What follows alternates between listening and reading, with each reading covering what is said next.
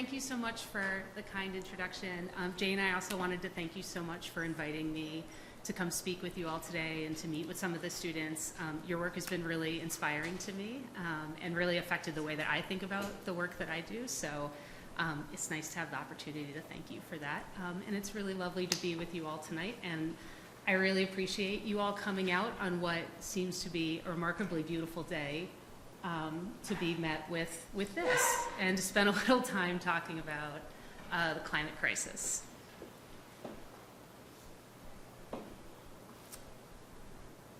All right, so I want to start this talk by telling you a little bit about what motivates me in the work that I do, as an architect, as a researcher, as a teacher. So I think about the climate crisis every day, full stop. It's kind of a haul, right? I see the effects of it all around me, in the news, in my community, in the places that I love and care deeply about. I feel deep empathy for the species that will go extinct, for the landscapes that will be lost, for the cultural practices under ever more strain each year, for the people and communities that are affected first and worst, for all the families that have already lost their homes, and for all of those that inevitably will. To all of us that find ourselves living on a planet markedly different from the one we inherited. Personally, I can't really recall a time when culture's relationship to the natural world seemed like anything more than a complete disaster. At least we've reached some sort of consensus on the matter at hand, so I will spare you the long introduction about the grim statistics of climate change. I am honored and delighted to be speaking here in a School of Architecture, however, so I will dwell a little bit more and jump right into the hard facts about the role of the built environment in this mess. And it sounds like you all might be familiar, a little bit at least, with those as well. But I sit with this reality every day in my professional practice, in my personal life. So I do think that some of these statistics bear a little bit of repeating. As many of you may know, today, buildings and infrastructure account for about 40% of global carbon emissions when we consider both the operational carbon emissions, so those would be all of the different emissions that come from heating and cooling and running all of the buildings that we inhabit. Over the course of their entire lifetime, all the parks, all the plazas, all the bridges, all the infrastructure we depend on, but also the embodied carbon, so the emissions associated with the materials and energy used to construct and maintain all of those projects over their usable life. In urban environments, the contribution to buildings and infrastructure is far higher. In the city of Philadelphia, where I live, roughly 70% of the city's carbon emissions are tied to building projects. And many of you are surely aware our cities are growing rapidly. And these issues are really not just about North America, but about the way that we build, the culture of building around the world. So in the next 30 years, the very same time that we need to dramatically reduce global emissions, we're on track to double global building stock. So to put that in perspective, we're building at about the scale of one New York City every month for the next 40 years. Between now and 2050, embodied carbon will account for half of all construction emissions. And of course, carbon emissions are not the only environmental impacts that we care about. The materials that we select on our projects, they all come from somewhere. The abstraction of global commodities and supply chains masks the fact that construction drives an incredible share of industrial production and industrial pollution. Landscapes of extraction are produced due to the demand for materials and resources that we use to build our projects. This is not just about past harm, this is about our present practices and really about the manner in which we all make our living. Thinking deeply about materials, construction, and supply chains also helps to break down the abstraction of commodity markets and encourages us to care deeply about the different communities touched by our design decisions, not just the benefits, and there are real benefits, our buildings may have to building occupants, to our clients, the communities that benefit from places to live, work, play, receive health care, receive housing, but also all of the other communities that we touch through the parts of the production that we maybe don't think so much about. And I'm not talking about here, again, about all of those historic harms, but those that we commit every day.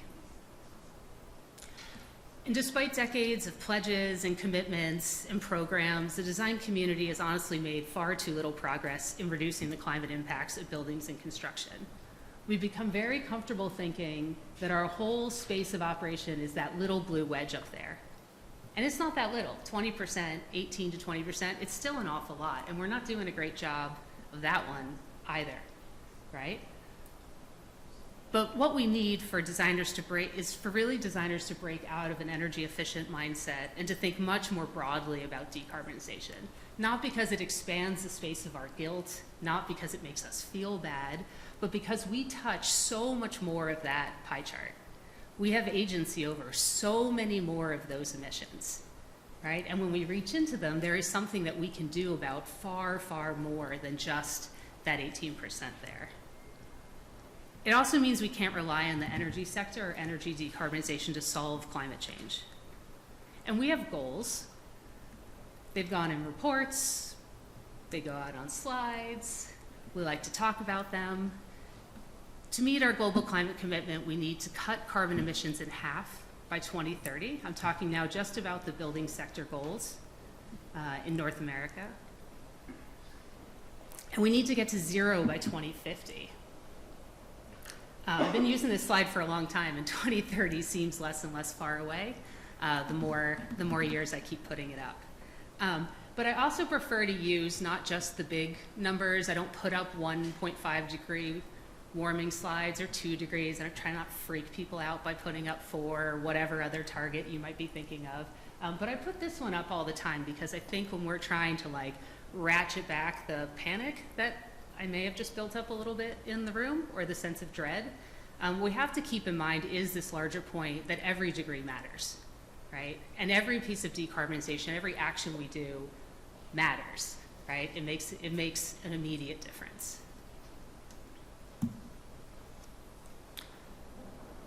But how can architects really reduce the environmental impacts of their projects if they don't even know how to measure them, if they don't know what they are, if it's not part of what we see as our design practice, as core to the work that we do?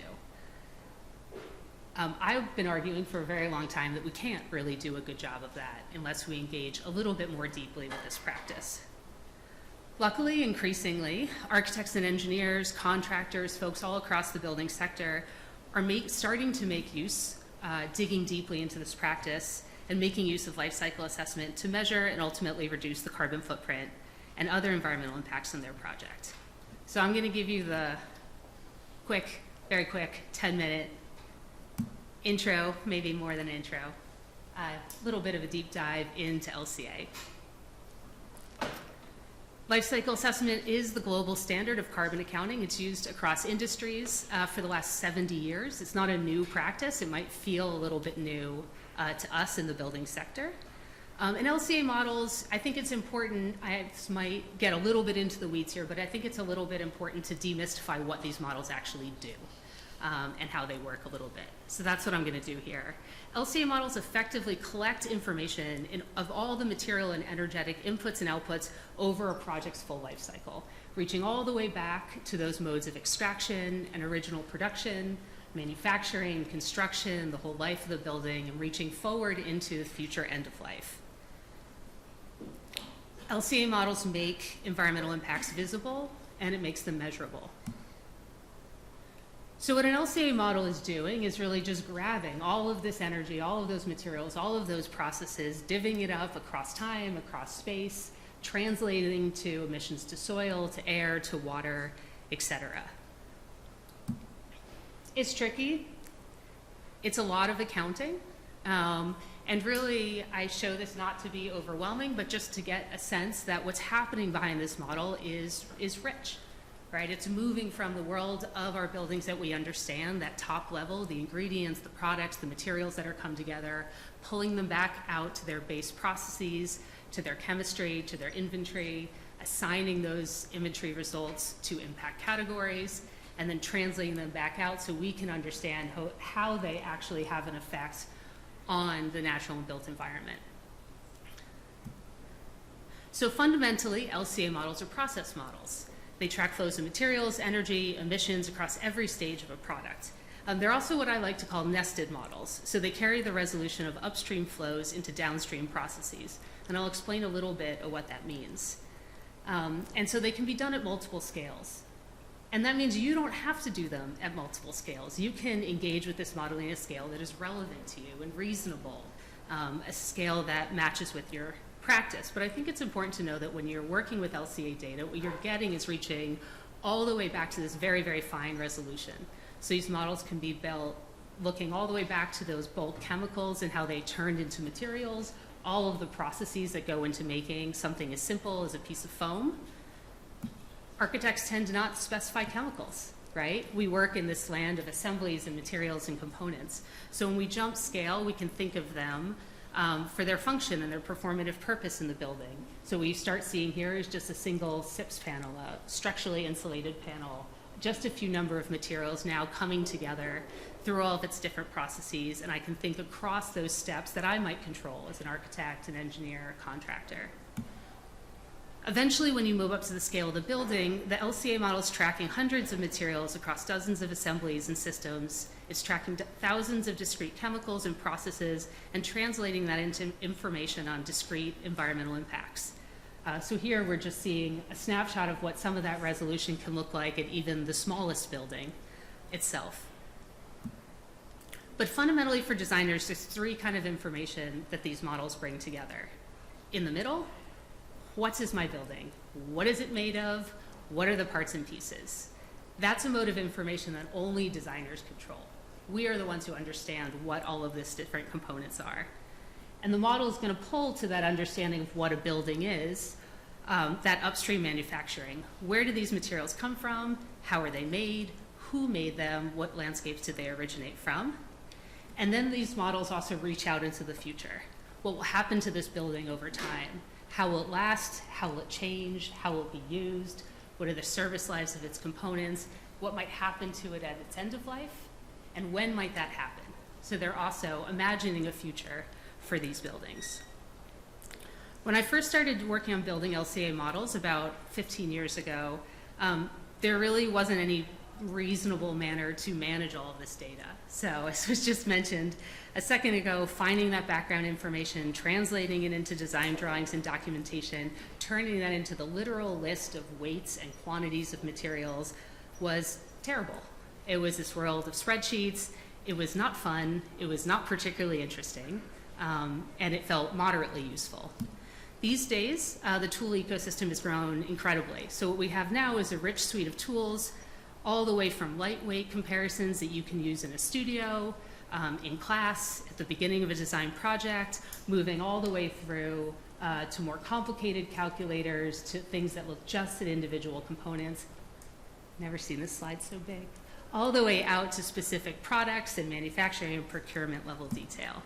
So what's happening now is that designers are able to pick from those suite of tools to start setting goals in their projects early, to move into more detailed design, and end up trying to get some understanding of what's actually been built.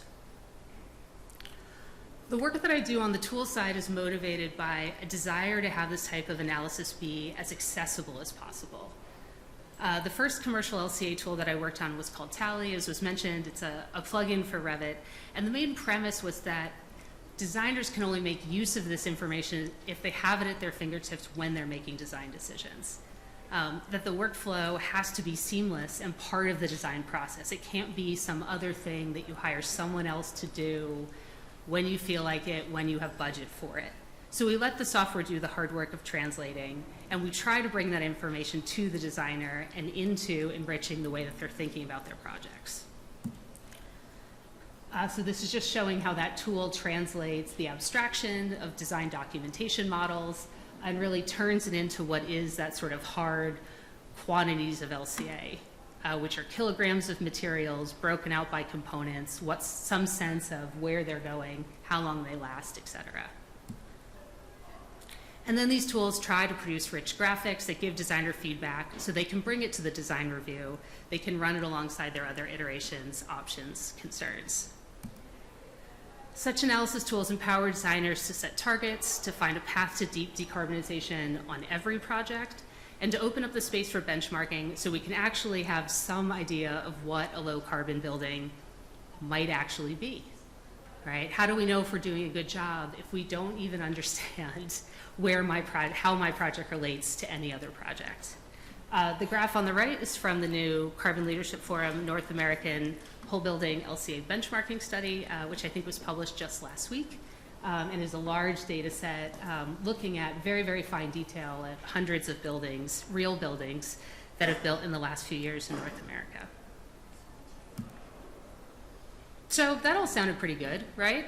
Wonky, maybe a little boring, not really evening lecture type material, but competent, perhaps, right? Still some confidence. So why isn't it working? This graph, I'm not going to show you too many of these. I promised I wouldn't.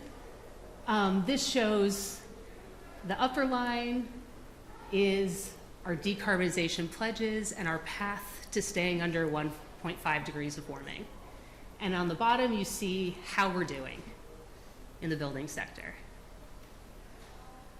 I would say it's not working, right?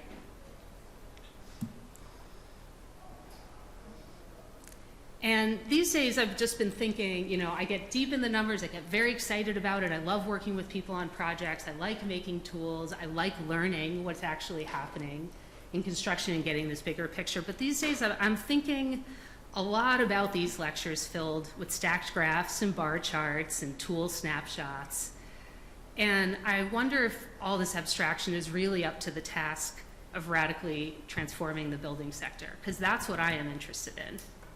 And I wonder if quantitative modeling, the thing that I've been spending about a decade doing, really can help push us to radically rethink our relationships of extraction and exploitation. And I feel like maybe the numbers are not enough. So, part 2. Here's the critique of data.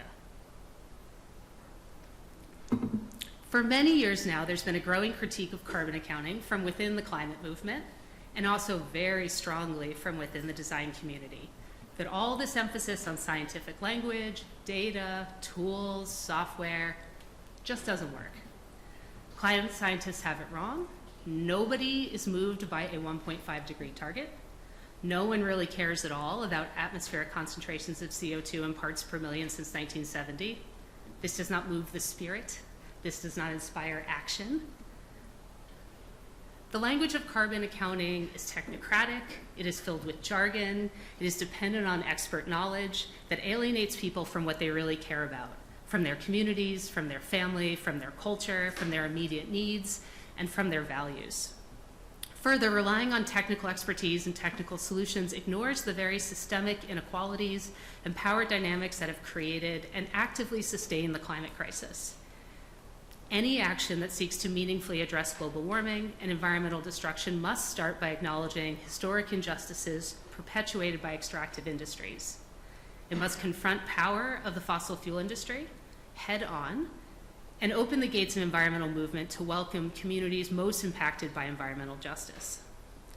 Second, and this one sits pretty heavy on me based on a lot of the work I've been doing the last few years, is the emphasis, so it goes, the emphasis on efficiency, market-based solutions are themselves the language of capitalism. Current policies, from the economic stimulus of the IRA across the border in the US, to the European Green New Deal, to carbon taxes, rests on a foundation of green growth and pretends that we can build our way out of the climate crisis with the tools of the old regime, that everyone can get rich in the process, and that nothing much really needs to change at all. As architects, we pile on, right? And we point out that treating climate change like an engineering problem removes agency of the design practice. It sucks the life out of our beautiful drawings, our beautiful ideas. As architects, we think that that great buildings are more than emissions, and that no one was really ever inspired to spend their time on a model that can only tell them that their design is a little less bad for the world. The issue is as much style as substance. Carbon accounting is very, very boring. quantifying carbon footprint of my building, it makes me feel bad, right? This is not a practice that is fun to do. No one ever won a design competition for being 20% less harmful. Doesn't feel that great to say I was 22% less harmful today. Designers complain all the time that their clients can't handle complicated analysis. They don't want to look at graphics. They certainly aren't paying for a lecture on supply chains or greening the grid. So as designers, we don't deny climate change, but we say the way to move hearts and minds is with stories. You don't sell a project by making people scared or defensive or guilty. You don't show pictures of forests on fire. You don't show the orange sky. Architects like to say we're synthesizers of knowledge. We're skilled translators of complexity. But fundamentally, we win people over by showing them that the future is awesome. We show them that it's a place they actually want to be. And so the theory goes, we don't need more data. We just need a better story. And so we uplift the special projects. We tell stories of reclaimed wood and old stone walls rejuvenated into new buildings as examples of circularity. We test out novel bio-based materials in pavilions. We calculate past emissions, but we ignore present ones. We use FSC certified wood. We put in hundreds and hundreds of hours of work to visit the forests and quarries and brickworks so we can tell stories about how sustainable the sourcing was for this project. But we don't know what it all adds up to. We don't even know if it's enough. And we don't know how to do it on every project or for every client.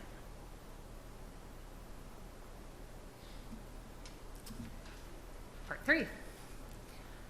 So the biggest problem with storytelling in my mind in the design discipline is that we are quite good at it. But mostly we wield this power for marketing, for self-promotion, and for entertainment. The most aspirational stories are often told in order to get a project, before ambition dwindles and reality sets in. Stories about building materials are also rife with greenwashing, a deep sea of unsubstantiated claims and cherry-picked sound bites generated for design awards or glossy publications. Or we simply repeat the stories that we've been told quietly. We repeat them through our actions. You know these ones too, that we can have infinite continuous growth, that business as usual construction is fine and that it causes no harm, that we're all just doing our jobs, that understanding climate science is hard, that someone else will fix the mess. Another problem is that we gravitate towards simple and tidy stories. But global transnational supply chains are neither transparent nor simple. So we grasp onto something that feels good. We fetishize the local, the boutique, the special materials for special projects, and we leave out the overwhelming injustice baked into nearly every project. We focus on the shiny pebbles that the glacier picked up along the way because the great immensity of construction as a system is too big, it's too opaque, it's too connected to everything else, so it never really comes into focus. When we consider elemental building materials such as stone or brick, the extraction is clearly evident. Each brick is made with clay from a specific pit, each stone comes from a specific quarry, the geology and provenance of the material legible and occasionally even named. We need these stories. They help teach us how to look closely. They help us care about material provenance. They train us. But contemporary buildings, not to mention entire cities, are vastly more complex material assemblages. They contain concrete and steel and aluminum and glass and plastics and bio-based composites, foams, all kinds of petroleum byproducts, along with myriad electronics and mechanical systems. Each product is a tangle of materials originating from many sites of extraction, a trail across many landscapes and communities, materials transformed and transmuted into the prescribed form and function. Any one of these products contains a mix of raw materials, industrial processes, specialized facilities, and discrete inputs of energy, heat, pressure, chemistry. A single window unit contains dozens of components itself, composed of multiple layers of glass and laminate coatings filled with gas, sealed with silicone, rubber gasketing, held together with stainless steel clips and fasteners, framed in anodized or coated aluminum, steel, wood. These kind of architectural products may have a clear origin at a specific factory, but to go deeper often means to lose the trail. Commodities, by definition, obfuscate their origins, each unit anonymized and indistinguishable from one another. So we have to recognize that we design today in a market system built on hiding externalities in order to assure a cost-effective and anonymous exploitation. A design culture in a global economy that relies on treating materials as products by calling them out by their chemical and structural processes, their unit numbers, their cost per cubic meter. The tricky reality is that most architects have absolutely no idea where most of the materials on their projects comes from, and very little idea of how they are made, and very little idea of how to find out where they came from. After more than a decade in this work, I can say with confidence that there are many, many skillful architects and engineers who have no tuition whatsoever about the upstream impacts of their projects. And far too many are frustrated by our collective inability to answer even the most basic questions around resource use and trade-offs. Analysis, measurement, modeling, these are tools by which we test our design hypotheses. These are tools by which we build that intuition. The maddening thing about building life cycle assessment models is that you need to know how everything is made. But the exciting part, if you have kind of the right way of thinking, takes certain kind of person. The exciting part is that you get to learn how everything is made. And that exploration fills models with meaning. The final number is really not the whole point. Modeling is a practice. It's just one more way of looking at the world and painting a richer picture of this material reality. And it is not the only way of looking at the world and painting a richer picture of its material reality. So yeah, it's easy, just as easy to lie with numbers as with words. But I remain optimistic that the data behind carbon accounting and supply chain traceability, if it can be crafted in the public interest, if it can be transparent and trustworthy, I believe that having basic information about where construction materials were produced, the conditions of that labor, the ingredients and their impacts on the environment, on communities, on building inhabitants, that it's not an unreasonable demand. I believe it's our professional responsibility. Carbon accounting doesn't give the full picture of the rich interconnections between landscapes of extraction and sites of production, but it might offer a scaffold upon which we can build a richer narrative. The question I sit with often as a modeler and a tool developer is, can the hard data of carbon accounting, is it capable of providing some accountability? So where do I choose to spend my time these days? Strangely, as was mentioned a few years ago, I decided to leave practice, which was difficult because it's always been important to me to work on real buildings that actually exist in the world and to stay connected to that material reality.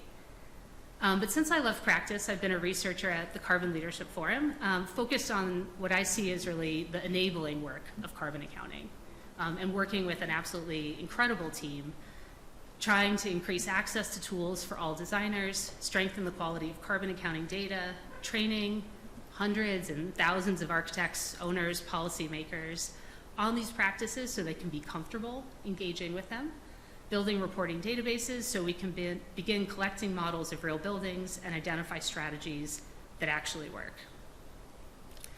And then I found myself in a place that I certainly would never have expected when I was in architecture school.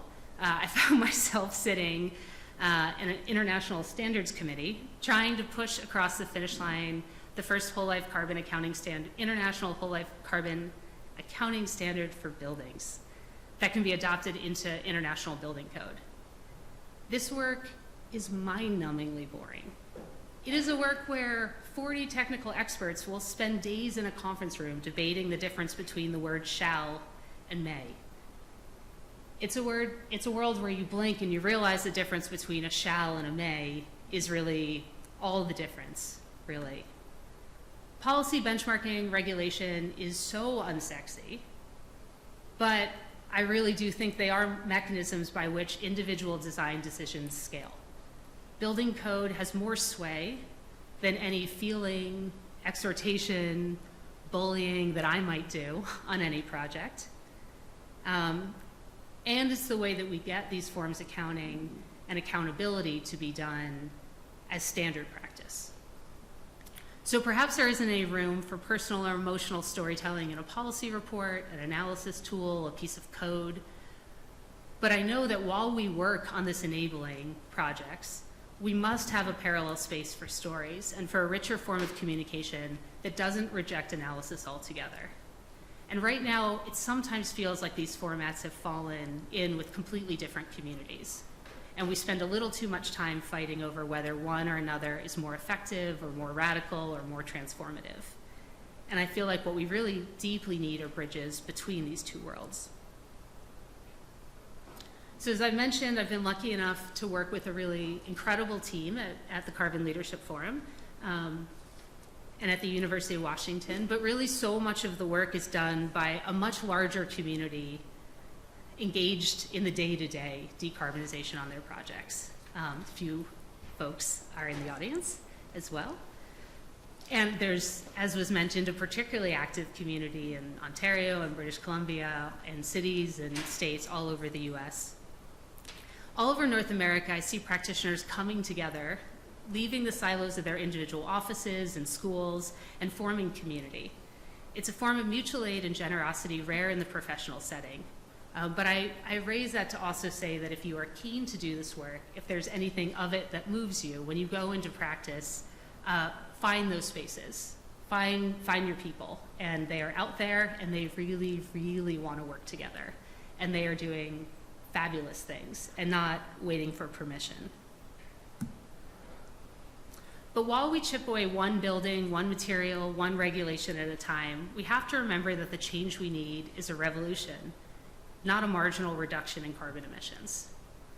I'd be remiss if I gave you a whole talk about stories and data, and I didn't mention the immediate things we could be doing on all of our projects. The strategies are many, but I will quickly name a few. First, we need to stop demolishing buildings, and we need to learn how to work with our existing building stock. We need to see restoration and reuse as a radical design project, one worth spending time on in school, in practice, one that isn't for special projects, but one that really should be foundational to the training and the comfort of every architect and engineer. Second, there is actually a heck of a lot of common space that we've left behind in some of the efficiency mindset of engineering, and we really need to come back and figure out how to design lighter, design smarter. We need to really embrace an idea of sufficiency, and coming back and realizing what we actually do need to build and what we do not need to build. And that's going to be very hard for a design community whose fees are based on project costs and rarely have an opportunity to tell a client that maybe the building shouldn't be built at all. When we do build, we fundamentally need to switch to low carbon, regenerative alternatives. We need to learn how to build this way across all project scales, not just from the smallest residential building all the way to the largest commercial project.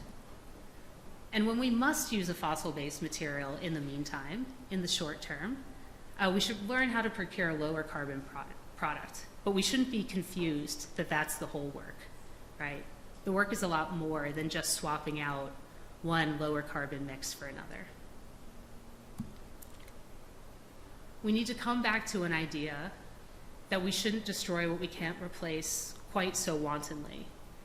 And I think that does mean whether you're engaged in modeling or not, we need to understand how imbued our industry is with fossil fuels and how much we build off of a petrochemical extractive building material system. And there really is, we are not engaged in the work of transition unless we are doing that work. We really have to think about what that's going to mean for our industry, and that's a much longer term project. And then finally, we need to stop designing disposable buildings, coming right back to the beginning of the first point. We need to see all of our future buildings as a storehouse for circularity, as the future materials that we will use over and over and over again if we're going to break out of any sort of cycle of endless extractivism. And we need to take seriously, and many people are starting to do this work. We were talking about it over coffee earlier today.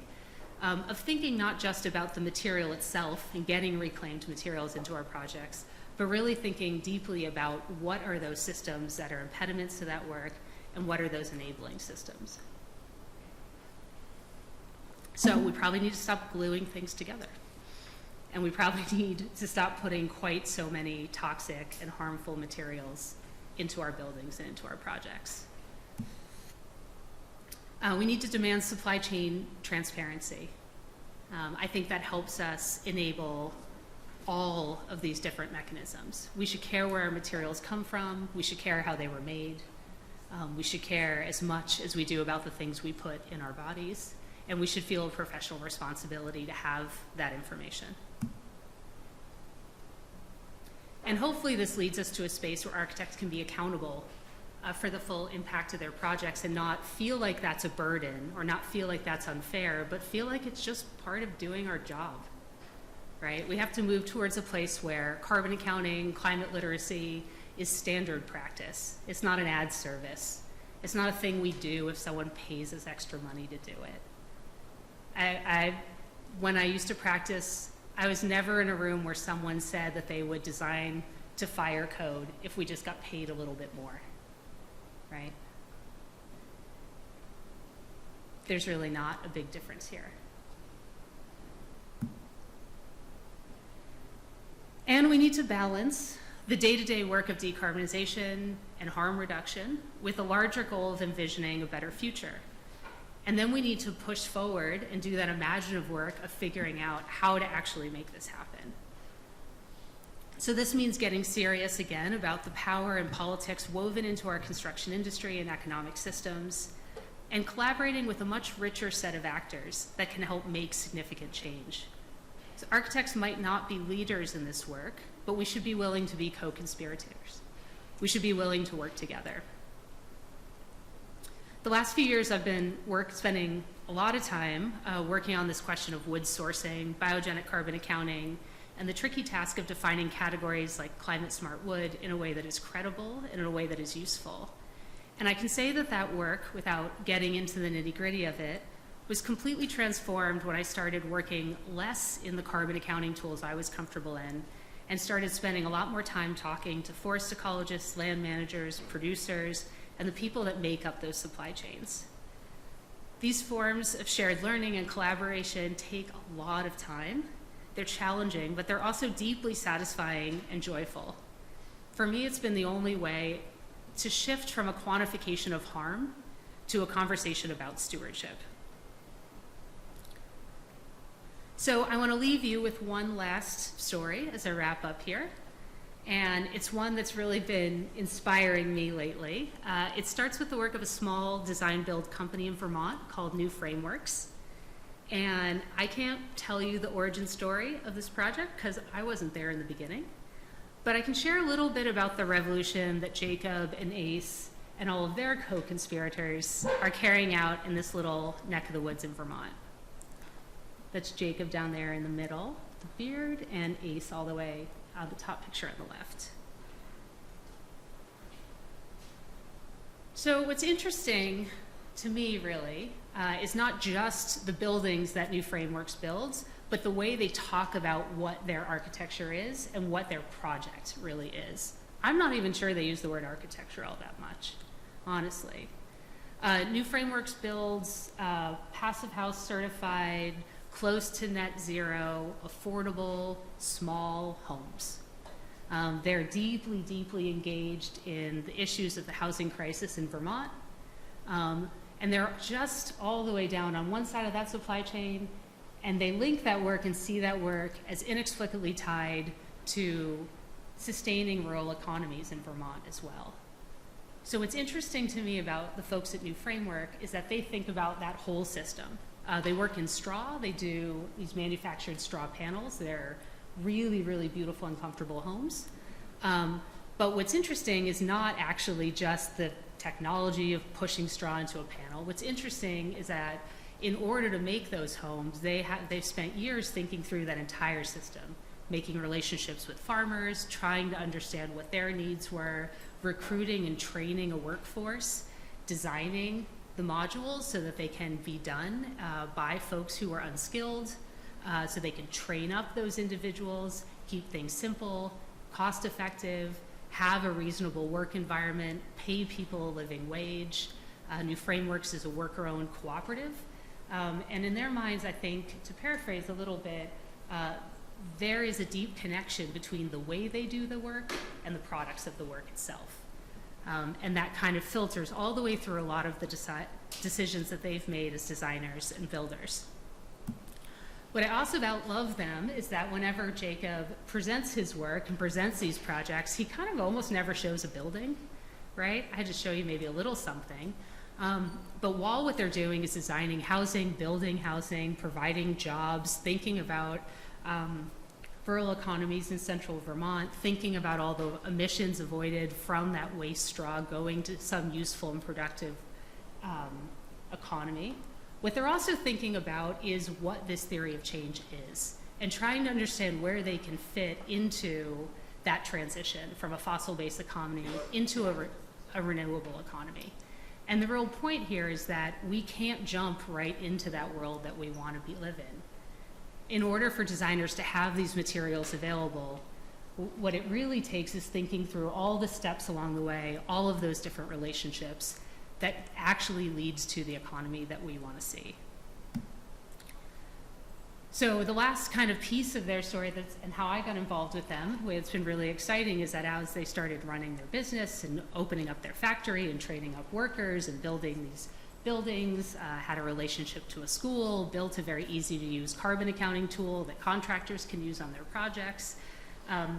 More and more people started getting involved, and more people started wanting to participate. And they also realized that being able to just do the work meant that they needed to have this much bigger conversation.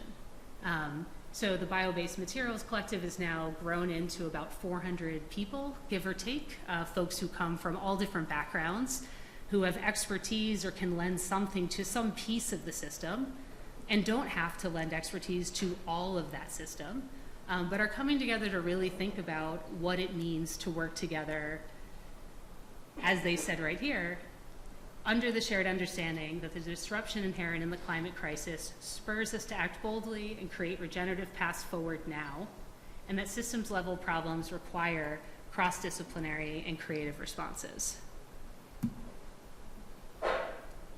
So I leave you with this quote by Angela Davis, that we have to act as if it's possible to radically transform the world. We have to create those stories, we have to create the tools, we have to create the relationships to move forward into that transition. And for better or worse, we have to do it all the time. So with that, thank you for your time and attention.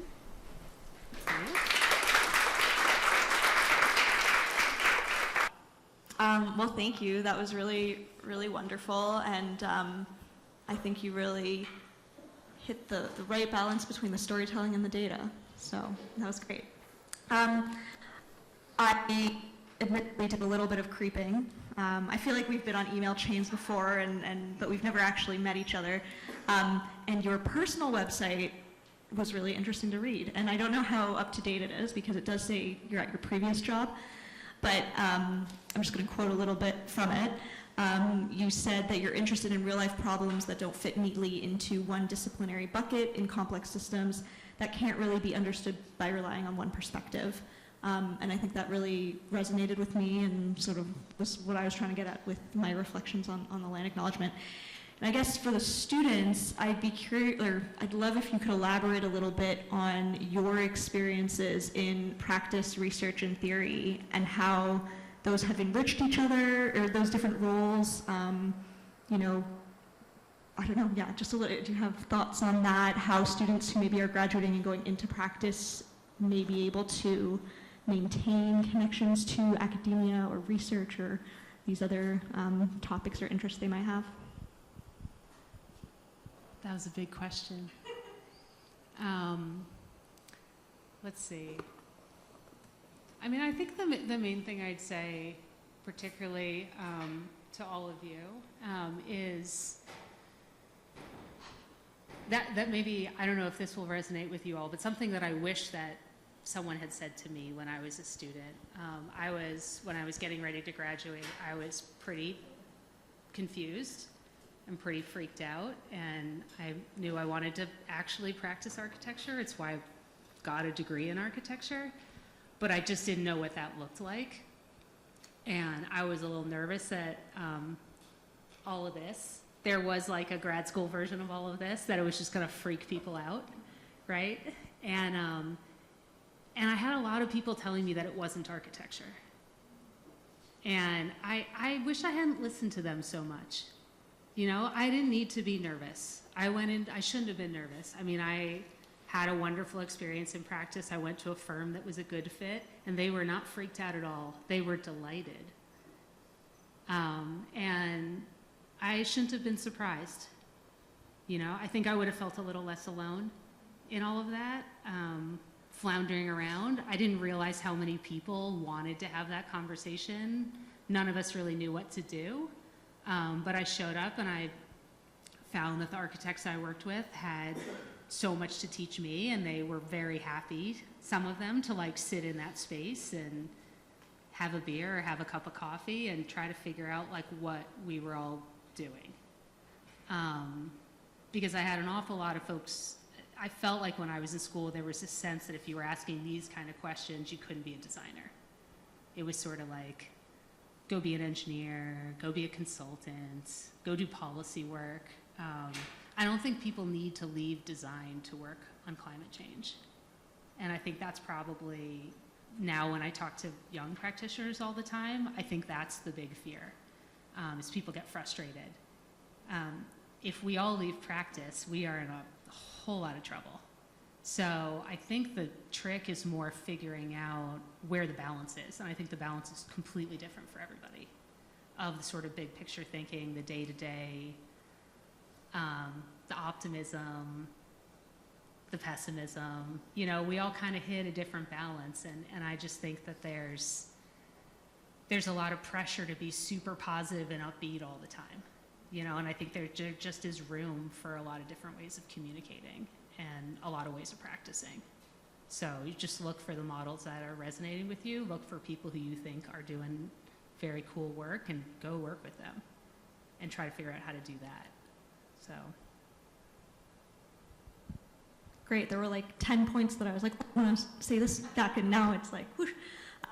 But yeah, I think something you went to a little bit there was the kind of siloing almost of the industry now, you know, like how I felt the same thing, like because I work more in spreadsheets a lot of the time, and sort of I inform design, but I'm not necessarily the one doing the drawings all the time, that somehow it's like not worthy of architecture, and it's kind of relegated to this, it's very much always an add-on service. I mean, all our fees right now are add services, so until that kind of becomes a requirement and we push for code to require these things, I think it's sort of remaining in that space, which, you know, I don't know, there's some firms here in Toronto that see this as the way forward, and so they're really willing to not even tell their clients they're doing this work sometimes and engage with us, which is them to you know, want to learn about these topics. And I think, I mean, in my experience, being designers, is this cutting out in and out? Is this one on? Yes. Thanks, Tara. I don't know, I feel like the healthy degree of optimism is, you know, what we all are imagining the future in some way, shape, or form. And that's a good thing. We want to feel somewhat optimistic about that we can actually make a difference. Yeah, I think one thing also that I'd love for you to maybe elaborate on a little bit from your talk, and that we were talking about earlier, is it can feel very overwhelming to think about whole building LCA, or to look at a product and think about all the steps that go into making that product, and, you know, think that you need to understand all that math or do all that math. Can you speak to how LCA is applied, perhaps at different stages of a product, or how it can inform decision-making even in your own classes as of tomorrow? Fixed. Let's see. That's also a big question. I think I mean, I think without getting kind of like too in the weeds on the specific workflows or the tools, I think that it's kind of like a right tool for the right job. And I think there are, let me answer it in a funny way. When I first got into doing LCA work, I thought that I was going to have to work really hard to figure out, like, now I'm in this space that's totally different from the design practice, and I'm doing science. This is when I was a student. Like, how am I going to bridge those two worlds? And I left my master's degree in architecture, and I kind of went over and got a master's degree in environmental science, environmental management. And I sat there and I started learning all these new modeling tools, and I was like, this is exactly the same as what we do in design, right? You make a rough model, and then you iterate, and then you make it more detailed, and then you test it. You might put it up on the wall and look at it. You ask, does my design do what I think it's doing? You have critique from your classmates and your professors, and in the future from your colleagues, and you say, no, it doesn't do that. What are you talking about? You know, and quantitative modeling is very, very similar. So I think that it's part of, for me, what this sort of like, the richness of this tool platform or tool ecosystem that we're trying to make is all about. If you had to do every sketch in a super elaborate and tedious video editing software, you would lose your mind, right? Like, you need the fast, rough tool, then you need the detail thing, then you need the production level thing. And part of just getting experience is to know which one to use when. Which one's going to slow you down? When do you just go back to the notebook? When do you dive into X, Y, or Z program? And I think in the analysis space, for me, it's very similar. So we have more and more tools, like one that I happen to be working on now, a tool called C-Scale, that totally free to use, browser-based software. You could jump into it and think about, and in 5 minutes, maybe too quickly, you could build a whole bunch of comparative models, understanding just based on the different strategies for a project of a certain size in a certain place. What moves the needle? You know, kind of just tweak the levers, turn them up and down, play with it, right? Is that the tool you're going to use to prove exactly what your as-built model did? No. But I'm really happy to use it up front, and we're really interested in making it more detailed and nuanced and responsible for detailed design. So I know it's a little overwhelming. Happy to share the slides with anyone if they're interested to you, all about just getting the material out there. But it's part of why there's that huge litany of tools, you know, because it's like folks just got to pick the one that works with the question they have in the moment they're playing around. And we kind of need that rich space. So folks can be comfortable, you know, and that it doesn't have to be such a slog.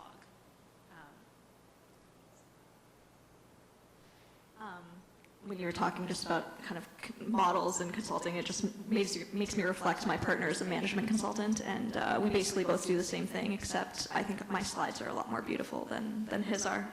But that's just the kind of, you know, design obsessed architect in me, I guess. I had a question that just vanished, so I'm going to move on to one of my other questions I have for you. I think, actually, let me go back to this other one. Yeah, so something that I guess I have sort of struggled with, because I act as a consultant, so we're not the designers on these projects. We don't always even meet the client or the owner of the project. And we can't always publish the reports we do that I think we marry graphics and you know, like bar graphs with storytelling pretty successfully. I think architects respond to the work that we do. We use architectural drawings a lot of the time so they can understand what we're trying to tell them about their buildings. But then they won't want us to publish it because they don't want to look bad.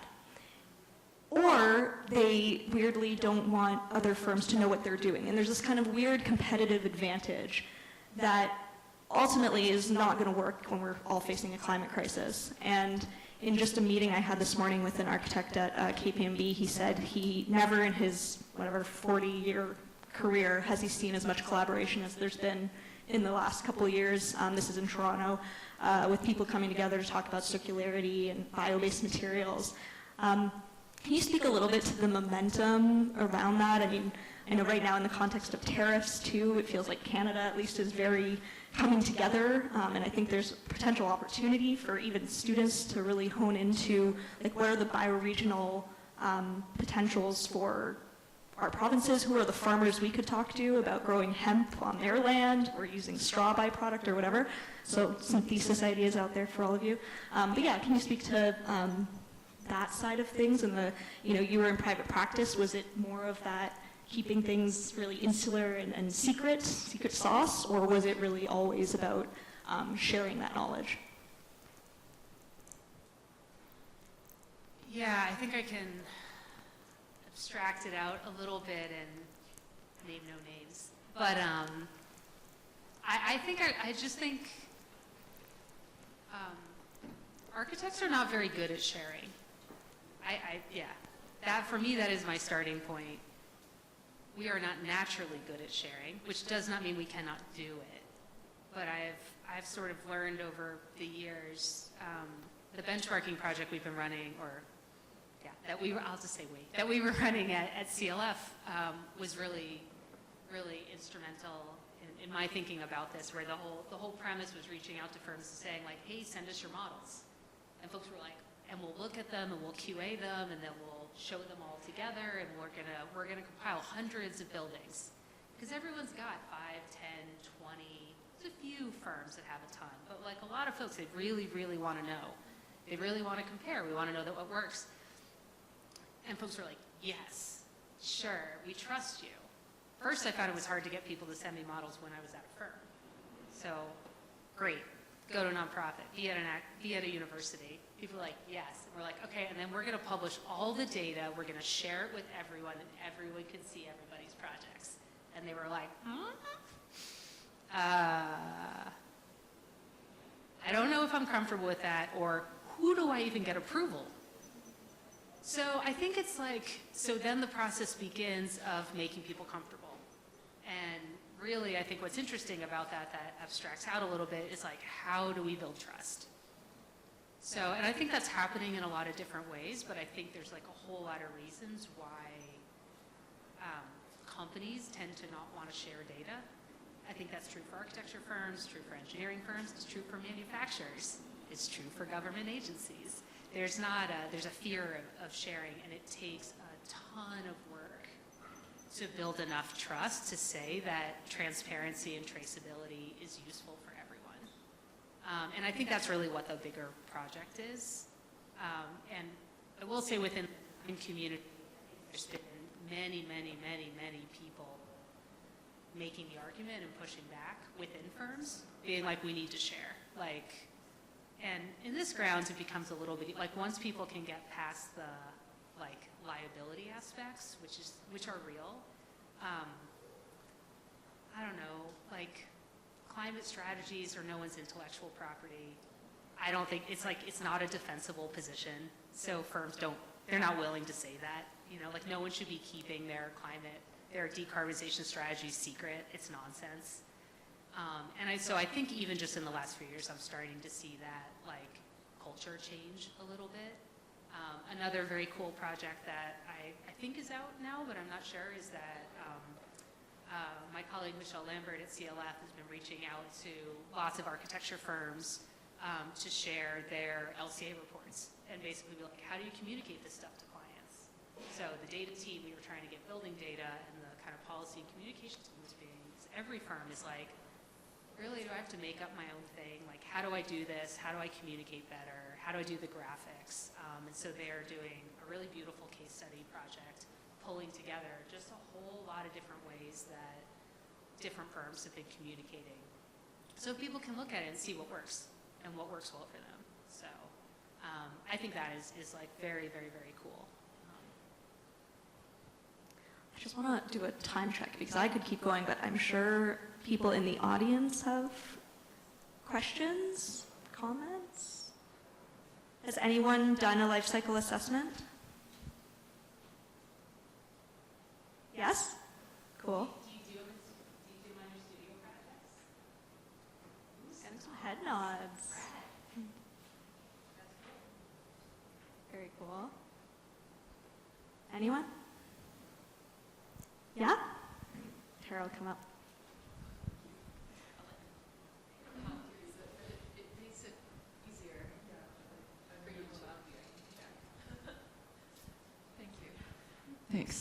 Well, thank you first for your talk. That was wonderful. And you're talking a lot about the way that we represent climate change and how we get caught up in the meta of kind of what's the most transformative format and how do we get that across. But I'm curious still with your work adjacent policy and those kinds of regulations which are always very like quantitative metrics. If you see a future where these guidelines incentivize designers to think more deeply about the systems and the supply chain transparency, and do you see that kind of like qualitative thing ever being made possible through policy? Thank you. It's a really good question. It's a little bit of a fraught time thinking about policy in the U.S. right now, and I also am like, sometimes it's hard for me to look at the policies that are in place, like the strategies of policy. So I'll talk about like in the U.S. there's been a huge push for a suite of policies called Buy Clean, and they really just mean it's a way of incentivizing folks to declare the emissions of certain products. So it's not building level accounting, it's green product based accounting, right? It's not a bad approach, it's just a little bit more limited strategy. So what is the carbon footprint of the concrete that you spec'd on your project? Can you get a little performance bump or a subsidy or an incentive if you use a lower carbon concrete? How do you transform a market through those sort of policies? I think those policies are important. I actually think they're really important. I think they're also super limited. And so the tricky thing is like, I could criticize Buy Clean for a long time, and it's super unuseful. Because the problem is like one specific policy or regulation doesn't do all the things, right? Like they actually need to be quite targeted. I don't think those policies are very good at helping us paint that richer picture or tell stories or like at all. But I think that it's one of the few steps, and to abstract it out a little bit, having to actually declare. So once you are if you live in a state, say the state of California, and you build a project, a public project, at least right now, there is concrete that is too high emissions to be legal to use, right?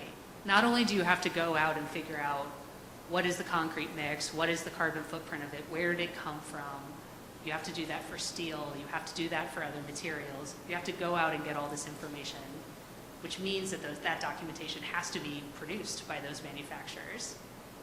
We move from documentation or collecting what are called EPDs, or environmental product declarations. Once we can collect them, we move into the second level of those policies, which is setting caps, right? You get a sense of like, what is a low carbon material? Having documentation doesn't mean anything, it just means you have some information. Setting caps is another level that's very, very useful. The reason I still think that strategies like Buy Clean or these product level strategies are like insufficient but a necessary step is that they are really one of the few mechanisms we have right now that are pushing for greater transparency and disclosure. And I think if we don't have disclosure, like none of the kind of fancy modeling, none of the stories I want to tell, like it just doesn't work if we don't have basic information.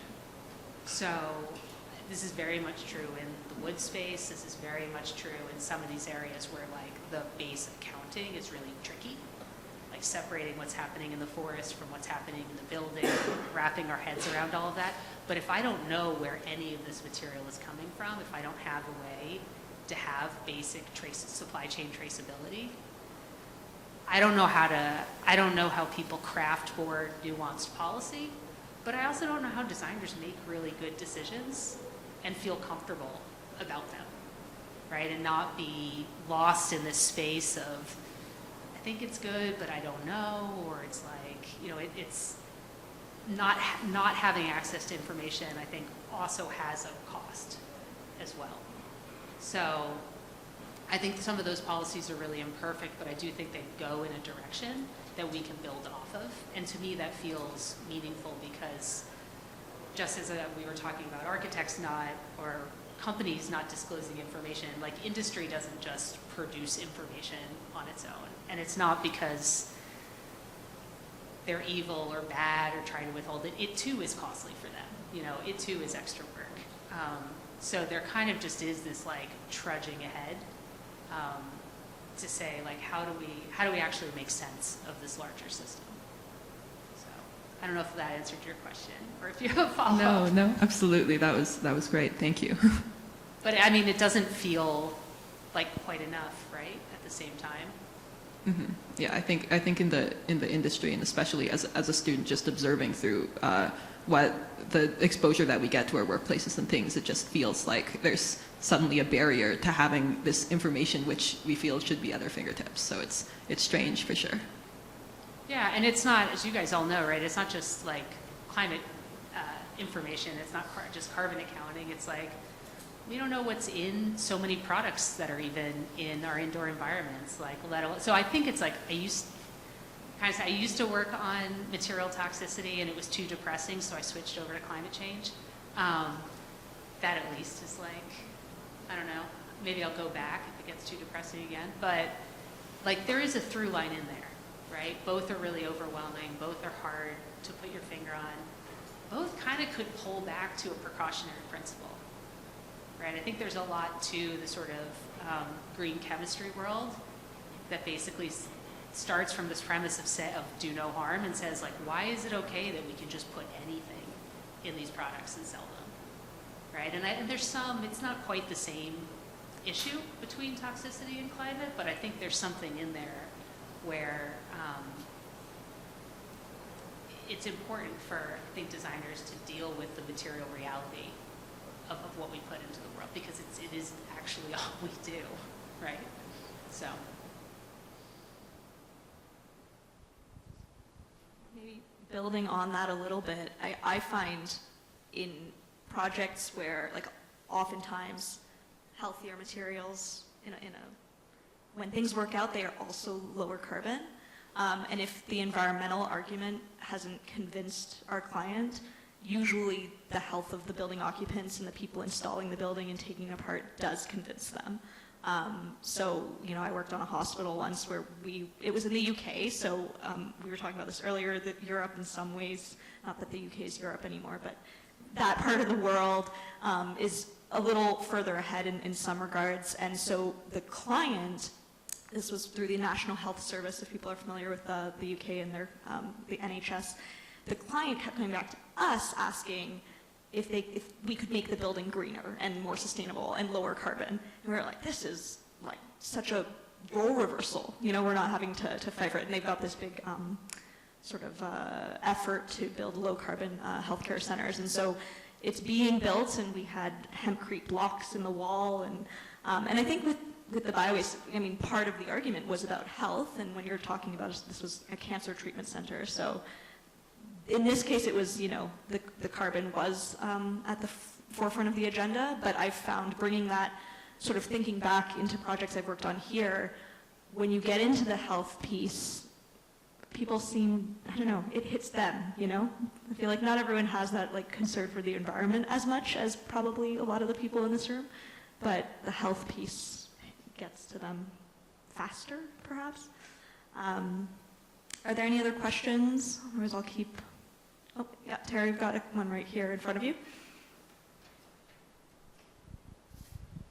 Yeah, actually hearing the conversation about like traceability and openness of information in the production chain, it kind of reminds me of like food, where like companies that claim to be, or like are attempting to cater to a more, I guess, what they believe to be a sophisticated consumer base, would be like to promote their foods as kind of as traceable. And I was thinking that might be because like the consumer is kind of like an immediately like impacted by the quality of the food, where they care about what goes into their stomach and more so what goes into the bodies of their children and so on and so forth. Whereas in the building industry, we kind of, we were having lectures about some of these kind of building sciences, and we were talking about how like the developer is different from the person who eventually owns the building, who eventually rents out the buildings to the operator. So like, because we live in a commodity society, like the interests of the user is so far separated to the interests of the person putting the building together that like these things just kind of fly under the radar. So like, in a way, I guess we should care about buildings like we care about our food, but like the kind of system we live in doesn't really foster that, is kind of what I feel like. And going further into that, like you were asking if we've had like a life cycle study in our studio, and we actually just did that activity a few weeks ago.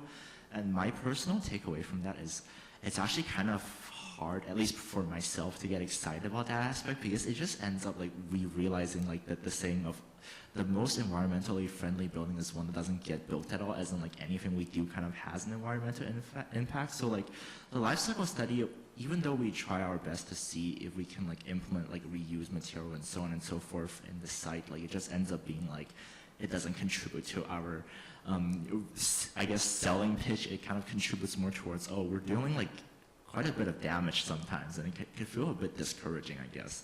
That's my thought. Thank you.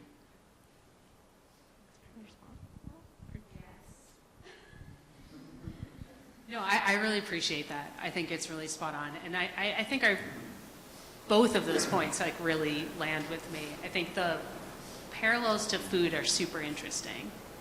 I don't hear people do this as much anymore, but folks used to always, when EPD, Environmental Product Declarations, were brand new, there was like this whole spiel people would do all the time, like EPD is like the nutrition label of the product, and I always kind of, I don't know why, it always like annoyed me. But I think I was wrong, because I think it's a really, like, it is an effective way to make, I'd be like, it's not actually an ingredient list, like blah, blah, blah, blah, blah, blah, but I was kind of missing the point. The point was to try to figure out how to translate it into a decision that a normal human being actually makes. And normal human beings make decisions about what they bring into their house, what they do in their home, what they eat every single day, and there I think the parallel is super strong. I think we also have lots of parallels about why our food system is so super screwed up that are like less interesting, but can be really instructive, right? So it's like, that's another way in which I think those parallels can be very helpful, where I can see, and it's easier for me to understand how all the confusion around labeling, is it organic, is it fair trade, is it regenerative, is it local, are my eggs pasture raised, are they humane, I've got like 9 different labels on my eggs, and that happens for a reason too, right? If it were easier for us to figure out like what is a healthier choice, how do we balance all those trade-offs? Most people would love to have that information in a way that felt accessible, even if they had to struggle, even if it's a little bit complicated. But so much of the language out there is not meant to help us understand what's actually happening in the system. So much of that language, at least to my read, is marketing and trying to make things more confusing or sow doubt and make me feel not confident about whether a more expensive choice is worth it or not. And to that, I think there are like a lot of parallels in the building industry. And frankly, with, apparel. You kind of go industry by industry, and there's quite a lot of similar things happening of not really being able to connect a consumer decision to these much larger systems. On the flip side, I really push back often against, you didn't make this point, but some people really emphasize individual decisions in terms of climate action, and I feel very strongly that it just really obscures who is actually driving climate change and pushing that. And that also puts architects in a weird space, because I think when you're practicing, you make a million decisions and you're kind of not an individual anymore. We have the decisions we make, and when you all go work at a firm, you're going to sit and make all sorts of small little decisions on a spec section, on a drawing, on a rendering, and they just have more consequence than any individual consumer decision you will probably have that week, month, year. So it's a lot. I don't know. I don't know how we get around anyone has solutions for me, I want to hear them. I don't know how we get around that fundamental problem that running these models feels bad. Like, I'm just struggling with that a ton. Like, they show us a harm that they put a number on it, and it's a harm that otherwise we do not see. And everyone wants the numbers to be negative or 0 or rejuvenative, and then they name it climate positive instead of negative. Like, we can change all the words, but I don't think that's like the real, like, I think the experience you had in studio is the experience that a lot of folks have. And it's hard to try to be like jazzed about percent reduction, you know? But I don't know what we do about that, to be honest. Yeah, I mean, you made a point about the best thing you could do is just not build at all. And I think that there's a lot of weight in that. With Steph's first slide about what we can do was literally question whether you need to build at all or just build less in general. And so I do think I think in one of your earlier slides, you had a note about how like retrofits and adaptive reuse and just reuse more generally should be the default. We should all feel comfortable working in that realm in school and outside of school. And I think that's a really critical thing that you touched on. And one other thing I just want to make a quick comment about, because it was a really good observation, and one that when I worked at Mass Design Group, we philosophically talked about a lot, was this weird, you like hand the keys off and then you're kind of not involved. You've designed the HVAC systems, you've designed windows, you know, the building is going to run the way your models have told you it might run. What about all the materials you've selected? What are the cleaning regimens? And what toxic cleaning chemicals are going to be introduced in that, you know? How easy is it for the maintenance crew to get through the building to the closets? Like all these little questions that you're maybe thinking about when you design, but then ultimately it's someone else's responsibility. And so at Mass, what we talked about a lot was like a slightly different model of architecture where you were held accountable for the duration of the building existing. What that meant in practice, it never really manifested, right? But it was like, maybe you're in charge of doing the renovations, maybe, but like even this hospital that I referred to earlier, because they were really thinking on sort of the equivalent of 7 generations and more indigenous perspectives here, they were thinking on many generations ahead and really wanted us as the designers in the present day to think about how every design decision of all the materials that made up that building impacted every other person that would use that site, whether it was the cleaning crew or someone coming in to replace the radiation machine, you know, what parts of the wall are getting removed without damage to replace those big machines. And that was the first time and only time I've ever worked on a project that made me think through all of these scales. And I think with LCA, where hopefully we leave you with a little more inspiration for the next one, is it's not perfect. Steph has said it a few times, it's a model. There's imperfections in that. And you know, you take it with a grain of salt. You can feel discouraged, but I think when you do your base assessment and it's a number, and then it's like, well, what can we do about that? You know, hopefully there's some excitement in that. And I think with what you're touching on, this whole building occupancy and the future, there's a lot of uncertainty in that. You can't control what's going to happen in the future, but you can set the building up in a way that minimizes waste in those phases, you know, encourages reuse or facilitates reuse. Don't glue things, right? Use mechanical fasteners, encourage circularity so that you're making, you know, flexible spaces. All those kinds of sort of base principles of design are really critical in the present day, even though that kind of B phase and C phase, if you know the terms of LCA, feel far into the future. I don't know. Okay, well, Steph, I feel like we could sit here all night and chat, but I unfortunately have a plane to catch. But it was really, really lovely to meet you and hear from you, and thank you to the students for your thoughtful questions and for being here in general. Thank you to Jane and Tara for making this happen, and to University of Waterloo. But really, this was wonderful, and I look forward to maybe some offline communications beyond this. Thanks, everyone.